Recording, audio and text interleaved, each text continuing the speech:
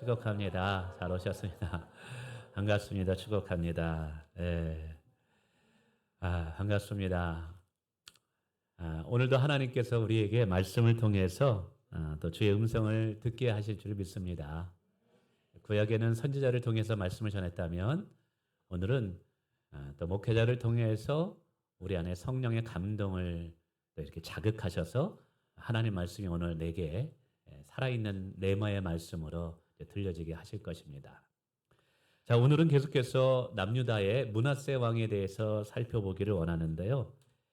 근데 오늘 설교의 주제가 한 가지 주제를 가지고 일관성 있게 또 통일성 있게 전개해 가는 것이 아니라 그의 인생을 통해서 전반적으로 제가 깨달은 말씀을 묵상하면서 제가 깨달은 몇 가지의 깨달음의 은혜를 가지고 함께 나누기를 좀 원합니다.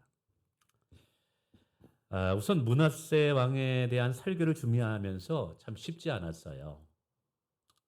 왜냐하면 선한 게 없었어요.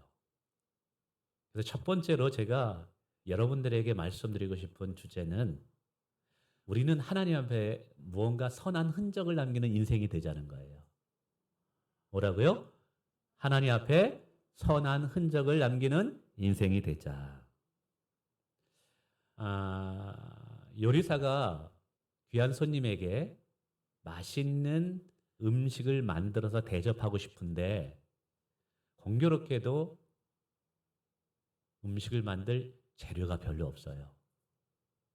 그러면 뛰어난 요리사라 할지라도 음식을 제대로 만들 수가 없는 거예요. 왜냐면 재료가 없으니까. 오늘 제 설교가 그래요. 은혜로운 말씀을 여러분에게 먹이고 싶은데 며칠 동안 찾아봐도 므낫세 왕을 통해서 뭔가 건질 만한 게 별로 없어요. 그렇다고 해서 그가 짧은 인생을 살았느냐? 아니에요. 12살의 남유다 왕이 되어서 무려 55년을 통치하게 됩니다. 솔로몬이 40년을 통치했고 다윗 왕이 40년을 통치했어요. 근데 이 므낫세 왕만은 55년을 통치합니다. 남북을 합쳐서 가장 오랫동안 왕위를 누렸던 왕이었습니다. 근데 55년 동안 한 것은 죄밖에 없어요. 그러니까 참 이게 뭔가 은혜로운 이야기를 하고 싶고 영적으로 배울 만한 것, 도전받을 만한 것을 이야기하고 싶은데 그저 하나님 앞에 죄진 것밖에는 없네요. 그래서 남유다의 가장 악한 왕으로 기독이 되게 됩니다. 그러면서 이런 생각을 해봤어요. 하나님께서 왜 우리에게 시간을 허락해 주셨을까? 어떤 분들에게는 시간이 금보다 귀하다고 말합니다. 금이야 돈 주고 살 수도 있고 다음에 살 수도 있지만 시간은 한 번 흘러가면 되돌릴 수 없기 때문에 그래요. 나이가 들면서 시간이라는 것이 너무 귀하다는 것을 깨달아요. 이 시간이라는 흐름 속에 우리는 여러 가지 선택의 기회를 할 수 있습니다. 저는 그렇게 생각해요. 하나님께서 왜 이 귀한 시간을 우리에게 허락하셨을까? 위로는 하나님을 영화롭게 하는 삶을 살게 하기 위함이고, 옆으로는 내 형제 자매들을 더 사랑하고 섬기라고 하나님이 주신 기회이다. 그리고 아래로는 우리 자녀들에게 믿음을 올바로 전승시키라고 여호와를 경외하는 것을 잘 가르쳐서 우리 자녀들도 대대손손 하나님 안에서 복 있는 삶을 누리도록 하기 위해서 우리에게 시간이라는 선물을 주셨다라는 것이죠. 근데 안타깝게도 므낫세 왕은 55년의 통치 기간 동안에 우상 숭배와 불의한 일과 악한 것만 하는 인생이 되게 됩니다. 그래서 설교자가 설교하는데 너무 어려운 거예요. 반면에 예수님 어떻습니까? 3년의 공생의 사역이에요. 그 3년 동안에 어마어마한 위대한 사역을 하셨어요. 우리에게 주옥 같은 생명의 말씀을 주셨어요. 예수님뿐이겠어요? 그런 세례 요한은 어떻습니까? 젊은 나이에 순교했지만 그는 많은 사람을 진리로 이끄는 위대한 삶을 살았어요. 저는 그것을 보면서 이걸 깨달았어요. 성도에게 있어서 얼마나 오래 사느냐가 중요한 것이 아니다. 하루를 살더라도 하나님 안에서 가치 있는 삶을 사는 것이 중요하다라는 것이죠. 동양에서는 오래 사는 것이 복이라고 말합니다. 그래서 제가 신방 갈 때도 권사님 오래오래 사세요. 그러니까 권사님은 그래요. 고개를 잘래잘래 흔들어요. 목사님 고기 한 가지만 더 있었으면 좋겠습니다. 뭐가요? 건강하게 오래 살았으면 좋겠습니다. 그럼요. 건강하게 오래 살았으면 좋겠습니다. 고기 한 가지 더요. 뭐요? 돈도 좀 많았으면 좋겠습니다. 자녀들에게 손 빌리지 않고. 그러면서 그런 말을 농담으로 해요.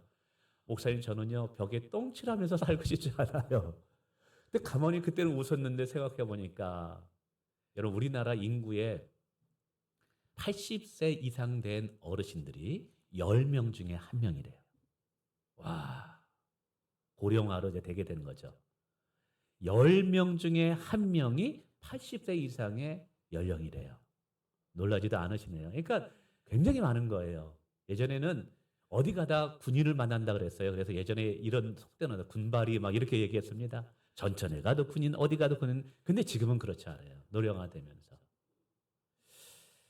근데 성도들에게서는 여러분 오래 사는 것 그것도 복이지만 하나님이 부르시기 전에 내가 일찍 하나님의 부름을 받는다 할지라도 짧은 흔적을 삶을 산다 할지라도 그 삶의 흔적을 남기는 것이 중요하다라는 사실이에요. 그래서 오늘 우리의 삶은 하나님 앞에 선한 흔적을 남기는 인생이 돼야 될 줄 믿습니다. 저는 이것을 역사의식을 가지고 사는 것이다라고 말씀드리고 싶어요. 역사의식. 뭐 어려운 건 아닙니다. 여러분 우리가 장례식에만 가도 고인의 삶에 대해서 평가를 합니다. 이번에 돌아가신 이분은 이런 분이 훌륭했어. 이 권사님은 정말 믿음 생활을 잘하셨고 자녀들을 잘 양육했어. 그러면서 고인에 대한 삶의 평가를 하게 됩니다.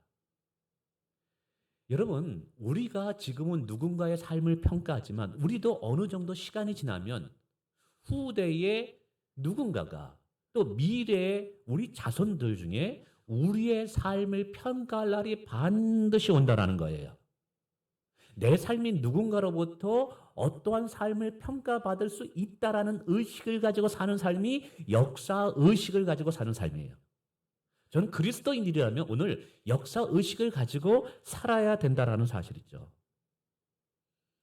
여러분, 누구나 우리의 삶이 참 죽음의 현장에 도착해서 평가를 받게 됩니다. 우리는 부끄러운 삶을 살아면 안 돼요. 쉽게 말하면 모르겠어요. 여기에 계신 분들 중에는 제가 장례를 인도하실 분이 있을 수도 있죠. 그죠? 분명히 또 제가 장례를 인도하실 분도 있을 겁니다. 근데 장례식에 가서 목사가 굉장히 힘들 때가 있어요. 언제 힘든지 아십니까? 말할 거리가 없어. 이래도 성도들을 안 놓고 제가 예배를 보세요. 최소한 문상 예배 드리죠. 그 다음에 뭐예요? 입간 예배 드리죠. 그래 발인 예배 드리죠. 하간 예배 드리죠. 거기다 요즘은 화장을 하기 때문에 화장할 때 또 예배를 드려요. 5번 예배를 드립니다.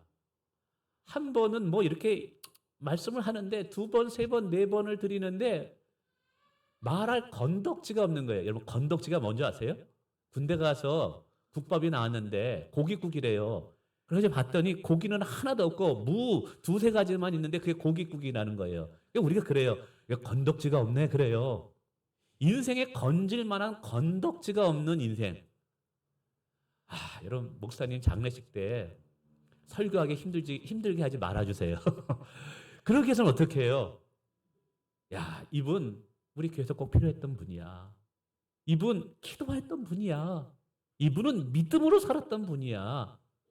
그분만 생각하면 감동이 있고 그분만 생각하면 계속해서 목사님이 말할 거리가 있는 거예요. 오늘 우리의 삶이 그래야 되지 않겠습니까? 할렐루야. 여러분 여러분의 자녀들이 분명히 믿음을 가지고 나중에 명절 때나 아니면 추도일 때 추도 예배를 드릴 거예요. 여러분의 손자가 여러분의 아들에게 묻습니다. 아빠, 우리 할아버지 할머니는 어떻게 사셨어요? 우리 할머니 할아버지는 신앙생활이 어땠어요? 아들이 곰곰이 생각해도 뭔가가 얘기할 만한 것이 별로 없어요. 그러면 안 되는 거예요. 아들아, 할아버지는 훌륭하셨어. 할머니는 기도의 어머니셨어. 그 할아버지와 할머니의 신앙 때문에 오늘 우리가 이런 축복을 받고 있는 거야. 여러분, 이러한 것들을 자녀들에게 물려줄 수 있는 신앙인이 돼야 될 줄을 믿습니다. 그래서 오늘 문화세 이야기를 해야 되는데 건더기가 없어요. 말할 은혜를 끼칠 만한 게 별로 없어요. 그러다 보니까 그런 생각이 들어요. 야, 오늘 우리의 인생이 문화세처럼 되면 안 되겠구나. 그렇게 오래 살았는데, 그렇게 영향력을 끼치는 자리에 있었는데, 선한 영향을 얼마든지 끼칠 수 있었는데 하나도 끼치지 못하고 악한 영향력만 끼치고 하나님의 가장 악한 왕이라고 평가를 받는 인생이 된다면 얼마나 안타까울까. 여러분, 오래 사는 것이 중요한 것이 아닙니다. 오늘 하루를 살더라도 선한 흔적을 남기시기를 주님의 이름으로 축원을 드립니다. 두 번째 말씀을 보며 깨달은 것은 또 별개의 주제지만 사랑하는 자녀일수록 교훈과 책망을 아껴서는 안 된다는 거예요. 우리가 알듯이 므낫세의 아버지는 히스기야 왕입니다. 히스기야는 훌륭한 왕이었어요. 하나님 앞에 경건하고 거룩하고 정직한 자였다고 이야기하고 있어요. 그는 기도의 사람이었어요. 문제가 있을 때마다 기도를 통해서 문제를 돌파했던 사람이었습니다. 우리는 그것을 몇 주에 걸쳐서 계속 살펴봤습니다. 그래서 히스기야 왕을 통해서 도전을 받고 나도 저렇게 기도하는 사람이 되었으면 좋겠다라는 도전을 받았어요. 근데 그의 아들이 므낫세예요. 가장 위대한 히스기야 왕. 그래서 성경은 말하죠. 다윗 이후에 그와 같은 왕이 없었대요. 그 이전과 이후에 히스기야 같은 왕이 없었대요. 근데 므낫세 왕은 남유다에서 가장 악한 왕이 돼요. 그래서 제가 이것을 보면서 의문점을 던졌어요. 아니, 그 위대한 왕에게 아니 이렇게 악한 왕이 아들이 어떻게 탄생될 수 있지? 야, 그래서 자녀들을 위해서 기도 많이 해야 되겠구나. 자녀들은 하나님의 주권이구나, 이게. 그런 생각이 들었어요. 자녀들을 위해서 기도 많이 하시길 축원을 드리겠습니다. 네. 내 마음대로 안 되는 게 자녀들이잖아요. 그래서 정말 하나님의 도움의 손길, 하나님의 축복의 손길, 특별히 믿음이 성장하는 것, 이 믿음은 하나님의 선물이에요. 사람의 노력으로 되는 게 아니에요. 하나님의 은혜를 주셔야지만 믿음이 생기고 믿음이 자라나는 거예요. 아멘. 그러기 위해서는 하나님이 도우셔야 돼요.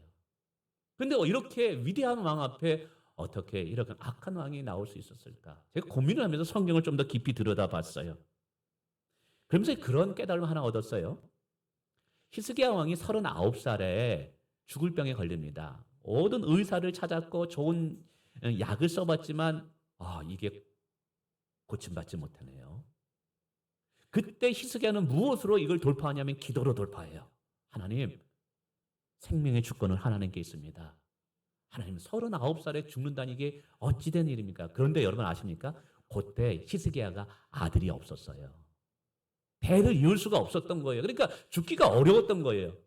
그래서 하나님 앞에 간절히 기도합니다. 그래서 하나님께 축복을 받아서 15년이라는 생명이 연장이 됩니다. 근데 오늘 성경에 보면 므낫세가 그 1장에 보면 12살에 왕이 됐대요. 12살에. 그러니까 15년이 연장됐는데 12살에 아버지가 죽고 아들 므낫세가 왕이 된 거예요. 그럼 12살에 왕이 되었다면 12년 전으로 돌아가면 히스기야가 15년이 연장됐으니까 질병을 고침받고 죽을 병에서 다시 살아나서 그 다음에 아들을 낳은 거예요. 3년이 지난 다음에. 더하기 빼기 하면 그렇습니다. 어쨌든. 근데 생각해 보세요. 아들이 없었어요. 대를 이으지 못해요. 죽을 병에 걸려가지고 걱정인데 하나님의 생명을 연장시켜서 아들을 낳았어요. 아들이 얼마나 귀하겠습니까? 늦둥이 아들이 얼마나 귀하겠습니까? 분명히 오냐오냐 키웠던 것 같아요. 물론 그 아들이 너무 귀했기 때문에 사랑하고 사랑했지만 여러분, 자녀들 자라나 보면 어릴 때부터 배우는 게 뭐냐면 첫 번째 배우는 게 뭐냐면 싫어. 나 싫어. 가르치지도 않았는데 그렇게 말하잖아요. 왜냐하면 죄성이 있기 때문에 그래. 분명히 이 어릴 때 므낫세도 하나님 앞에 뭐 여러 가지 옳지 못한 것들을 했던. 그런데 그 위대한 히스기야 왕도 자식이 너무 귀하니까, 늦둥이 아들이 너무 소중하니까 그냥 오냐오냐 했던 거예요. 잘못했을 때는 교훈과 책망으로 가르쳐야 되는데 분명히 성경이 이렇게 이야기하는데 그걸 제대로 가르쳤지 않았던 거예요. 산에 가보면 여러분 나무가 고준 나무가 있습니다. 어떤 나무는 삐뚤삐뚤합니다. 고준 나무가 왜 고준지 아십니까? 어릴 때부터 가지치기를 잘해가지고 나중에 큰 나무가 되면서 대들보로 쓸만한 나무가 돼요. 근데 어릴 때 가지치기를 안 해준 거예요. 그러니까 어떻게 돼요?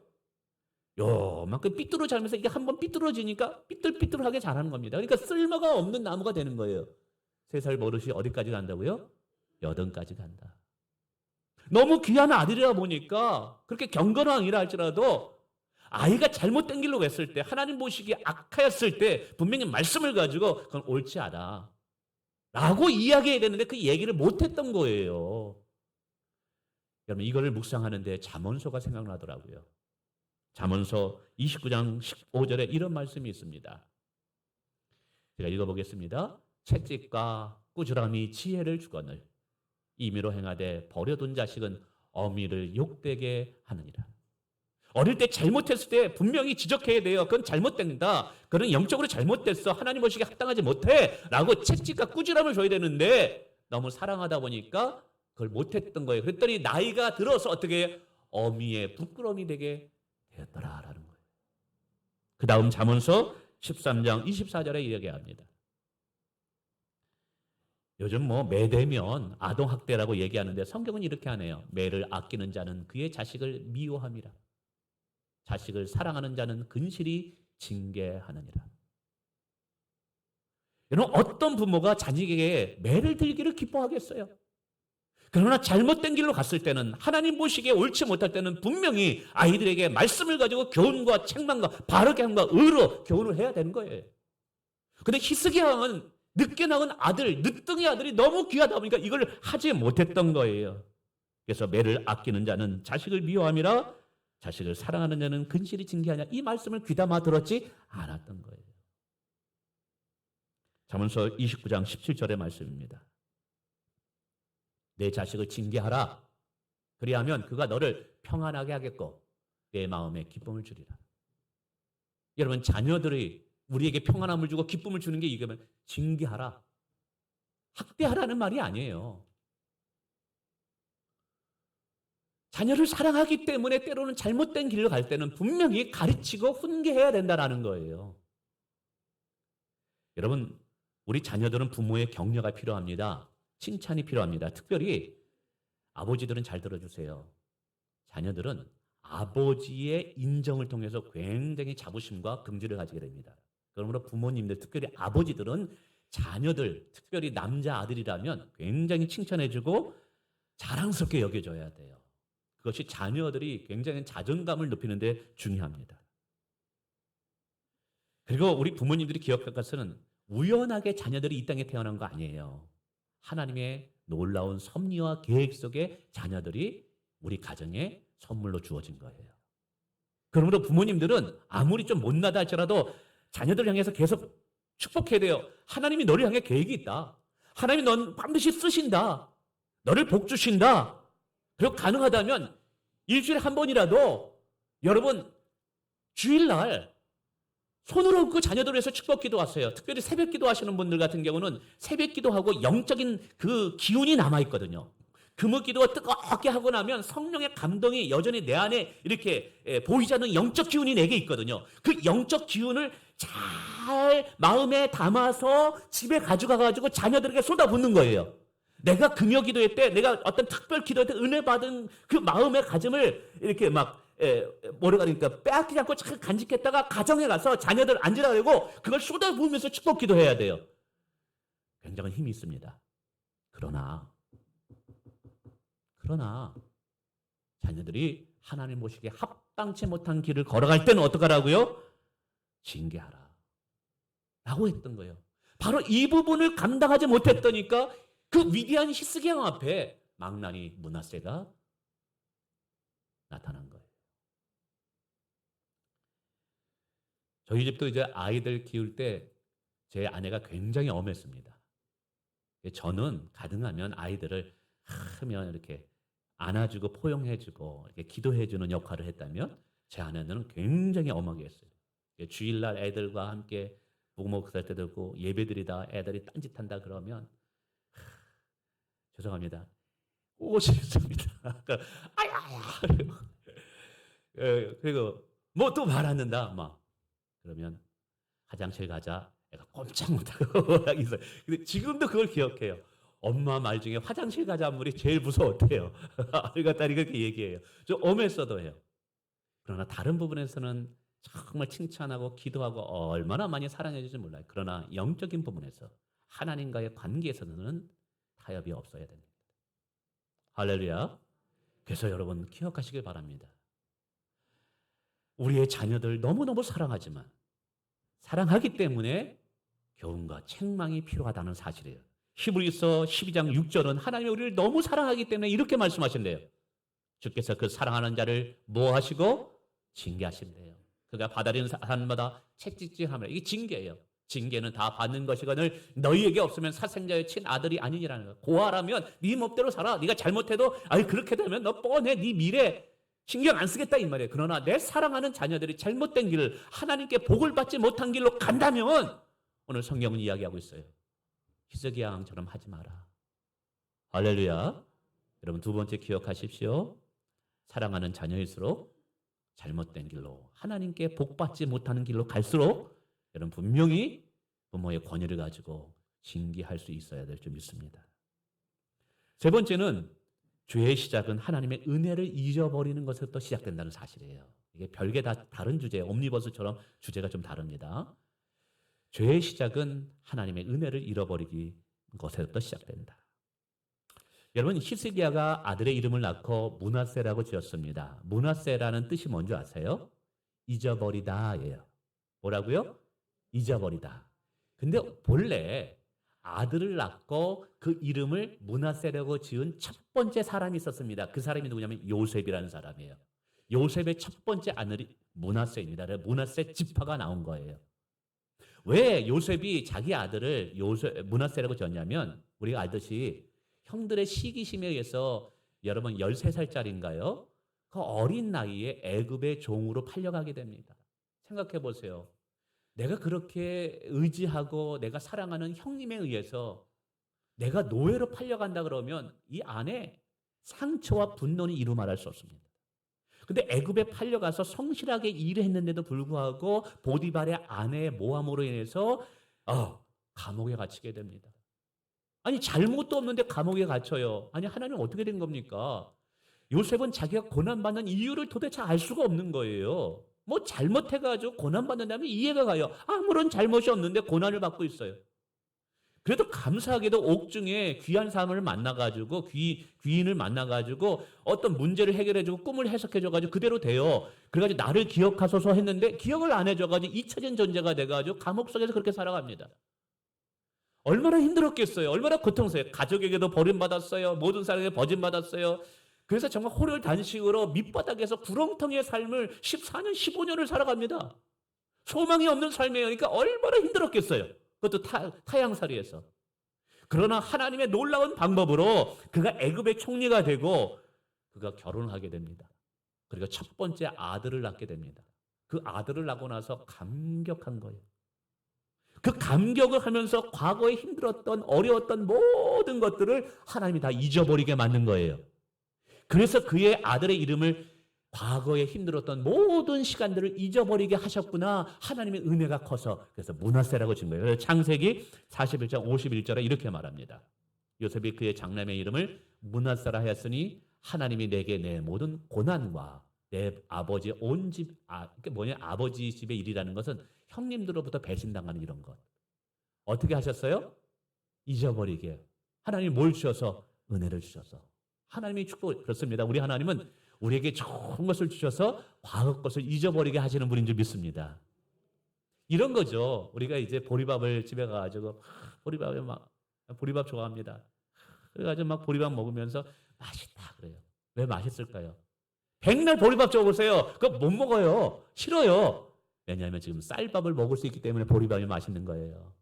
과거에 힘들었던 것, 지금도 힘들다면 그것은 좋은 추억이 안 돼요.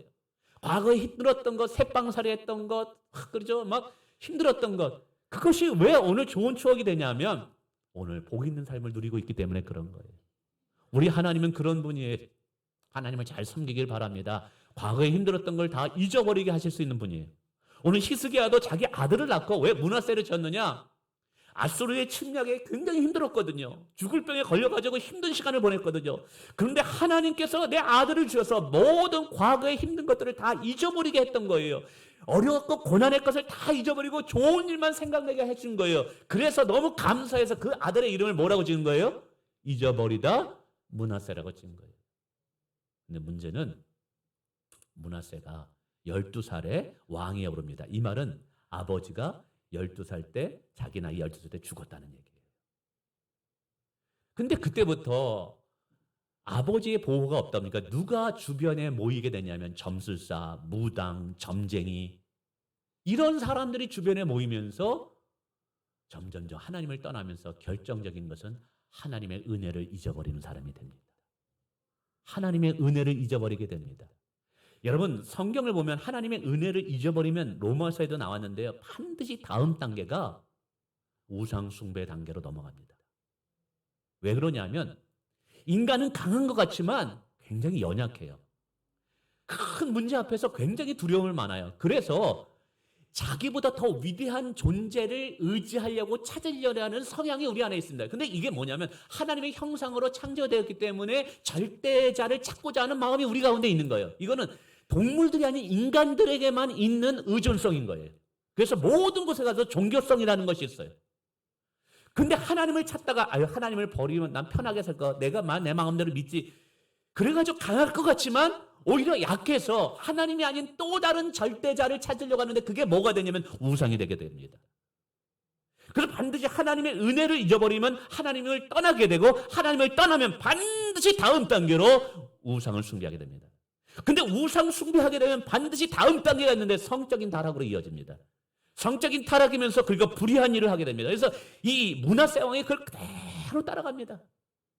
성적인 타락과 불의한 타락, 엄청난 죄를 짓게 되죠.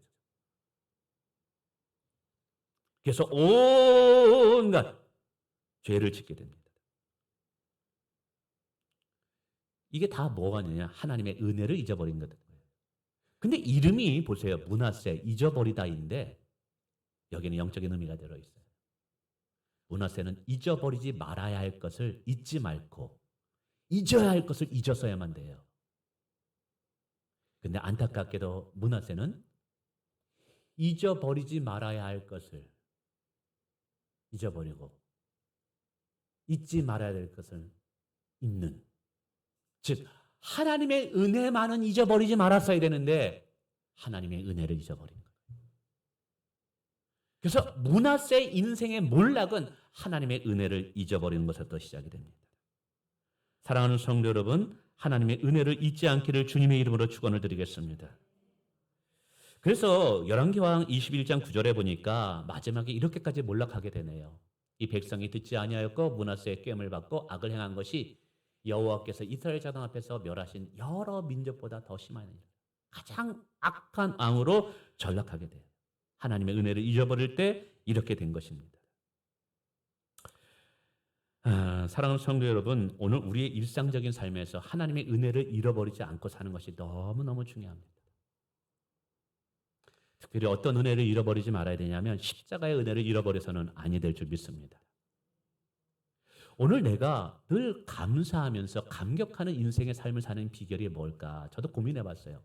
그리고 우리 성도들이 어떻게 하면 매 순간 정말 하나님 앞에 정말 감사하면서 은혜 충만한 삶을 살 수 있을까? 그것은 하나님의 은혜를 잊지 않는 거예요. 많은 그리스도인들은 내가 하나님께 죄 용서함 받은 것은 다 받아들입니다. 내가 예수 믿을 때 내 죄가 용서함 받은 거 다 믿어요. 근데 죄 용서함을 받을 때 착각하는 것이 있어요.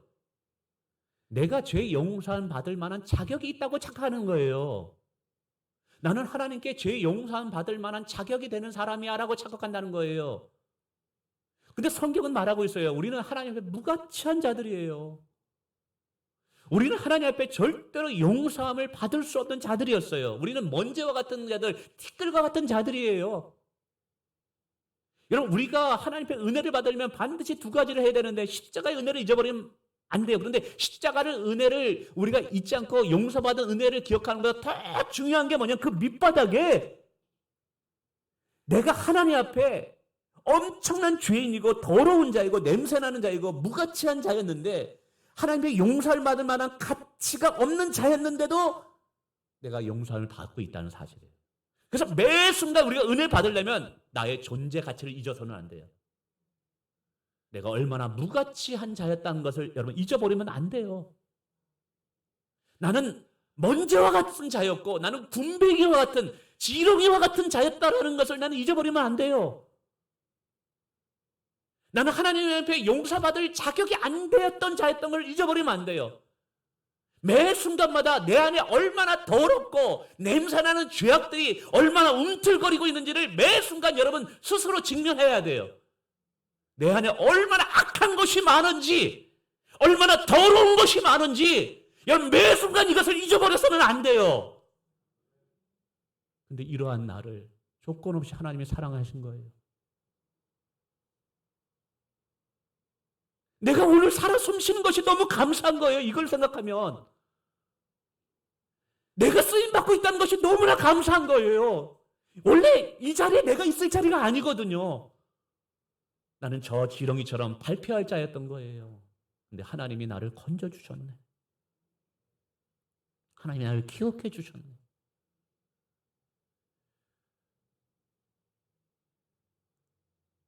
성도분들 중에는 봉사하느라고 수고하는 분들 많아요. 근데 짜증난다. 힘들다. 이거 해야 되나? 저는 그분들에게 말씀드리고 싶어요.